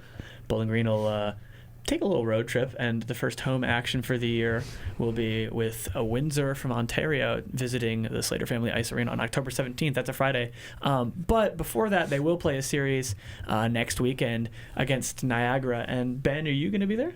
I will be there. That's awesome. So we're going to have that. Will that be WBGU? WBGU 88.1 FM, 15 minutes prior to game time for both. It's 6 on Friday and 5 on Saturday. So 15 minutes prior to that, we'll have pregame. Again, this season sponsored by Juniper Brewing Company and Rick Crow. Again, special thank you to both for sponsoring our travel this season. Very excited for the first calls of the season on WBGU. It should be an absolute blast. As always, tune in and check that out, and go to bgfalconmedia.com as well to keep up with the other written content coming out, recapping and covering those games. As we get towards the end of the show here, we talked about matchup with Toledo for football this weekend, and we talked about the volleyball team as well facing off against Toledo on Tuesday. And so I know it's not rivalry week, in air quotes, is the end of the football season. Is it's the final week of college football schedule. But it's a big rivalry week here in BG, and we talked about this a little bit off the air. So I want to challenge you guys a little bit. What are your do's and don'ts for a rivalry game? So the first one, and I think the obvious one, is in the case of a MAC, you got to put it on a Saturday. If it's football, you got to put it on a Saturday. It's got to be accessible. I think that's important. Yep. I also think that's kind of football specific, because I feel like these rivalry games mean so much more in football, just because of kind of the storied history of most of them. You know what I mean? Yeah. But outside of that, what else? Tip-off time. I mean, I know there's a lot of discourse around it in the Big Ten, especially. I wish kickoff. Rivalry games could all be evening games. I agree. The one thing I will credit with the Tuesday night Maction rivalry games, when BG and UT used to play on a Tuesday night, is the night environment is just awesome, and I think just kind of adds to the I do think occasion. Rivalry games are always traditional for me, so I think Michigan Ohio State should be played at noon because it's always been played at noon. That's just the tradition. So that should be left alone. I do think that if you're like Toledo BG that doesn't always play on a set day or a set week, I think if it's on a weekend, it should be a night. It should be a night game in general. It's just the atmosphere is better. I like, ending your day with the rivalry. Just ending your day of football with the rivalry, especially for those of us who watch all day, like to watch 3-4 football games, and then to end on the game that actually matters is so much. You go to a concert, you don't see the first. You go to Luke Combs' concert, you don't see Luke Combs first. You see him last. So why would we be playing Michigan and Ohio State at noon ideally? Because if you're a Michigan fan and you lose, then what do you care about the rest of the day of football? Yeah. The rest of the day's you don't watch football. Yeah. After that. But if you win, it's sick. Let's watch the rest of football. Yeah. But if you end it, you can go to bed either happy or sad, and I think that's I'd rather have that. I mean, rivalries are for everybody, but they mean the most to the diehards. Yeah. And if it's an evening game, you lose, you can go to bed, start the next day. Yeah. But I'm with you. It needs to be, the final act, the ultimate thing. And in that same sense, I don't think there's a reason that rivalry games, because they're, the biggest rivalries are almost always conference rivalries. You know, even like Oklahoma and Texas is now an SEC game. Yeah. There's no reason that all the biggest rivalries can't be at the end of their seasons because they're always conference play, and that's not exclusive to football. That's my take on the matter. So you're saying all rivalries should be last week? Rivalries can be at the end of the season, all of them. Yeah. Because, you know... The only issue I have is, like, if you want to watch Texas, Oklahoma, but you're also a Michigan fan and you want to watch Michigan, Ohio State, You do have to do some flipping you'd have to back and forth. choose, and that kind of Well, stinks. don't you already have that, though, with Rivalry Week as it exists now in college football? You know, you've got the Iron Bowl and the game in the same day. They usually start at a little different times. Yeah. Normally the Iron Bowl's much later start time. Well, I think the Iron Bowl's night and Michigan, Ohio State's day. You think about the That's biggest like noon. Iron Bowl. Auburn's going to win the football game. That was a night environment. True. Under the lights. True. Yeah. We need Andrew Smith. He's a big Bama guy. We do. And I think they do a good enough job of staggering, like, the biggest ones. You know, if you're not an Ohio State Michigan fan, you're not a Bama or Auburn fan, I don't think you're, like, losing sleep over some of those other rivalries. You know what I mean? Like, those rivalries are, you know, the top three type of games. You know, the Apple Cup is a great game, Oregon and Washington, but that one's not during but see, the ones that's not that at the are end, and that's okay. The ones that are outside of conference, like I also follow West Virginia football. West Virginia Pitt should not be rivalry week, because even though that's a rivalry, it doesn't matter for conference play because they're an ACC and a Big 12. So I guess so that should be played earlier, but I still think that should be played at night because it's another way. That, like, clearly, even if you're not a fan, West Virginia Pitt is going to be one of the better games of the week, just because it is rivalry. Yes. So that should probably end the day of football. So let me pivot then. Conference rivalry games should be at the end of the season. I can get I agree with that. Because that way you get situations with, like, what was I thinking of?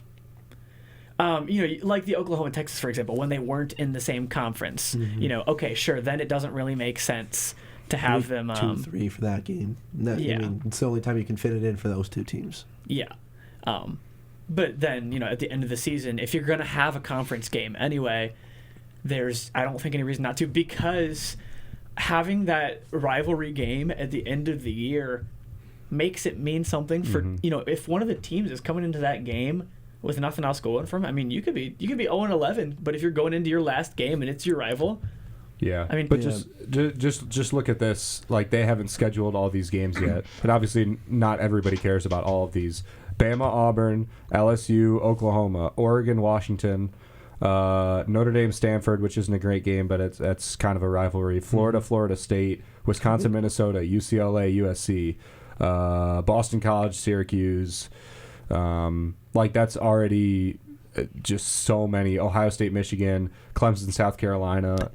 Like, all of those are going to have to be stacked, and then you're going to miss them. Which it's unfortunate, and you're going to have some of that anyway. I just, like, wish there was a way to avoid doing that. While also, like, those games should be last week because they're the most important games of the year for the most part. But